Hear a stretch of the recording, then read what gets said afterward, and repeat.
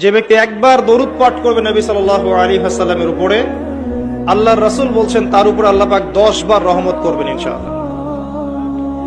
তার আমলনামা থেকে 10টা গুনাহ আল্লাহ মাফ করে দিবেন। শুধু তাই নয়, 10টা নেকি লেখা হবে এবং তার মর্যাদা 10 গুণ বাড়িয়ে দেওয়া হবে। সবচেয়ে বড় কথা হচ্ছে, দরুদ বেশি বেশি পড়লে আপনার টেনশন দূর হয়ে যাবে। যে ব্যক্তি দরুদ শরীফ বেশি বেশি পড়ে তার টেনশন কমে যায়। একজন সাহাবী জিজ্ঞাসা করেছিলেন, ইয়া রাসূলুল্লাহ সাল্লাল্লাহু আলাইহি ওয়াসাল্লাম, নবীর নাম আসলে কমপক্ষে সাল্লাল্লাহু আলাইহি ওয়াসাল্লামটুকু বলবেন, কারণ নবীজি বলেছেন সাল্লাল্লাহু আলাইহি ওয়াসাল্লাম, যার সামনে আমার নাম নেওয়া হয়েছে কিন্তু নাম শুনেও আমার প্রতি দরুদ পড়ে নাই, এই ব্যক্তির জন্য ধ্বংস।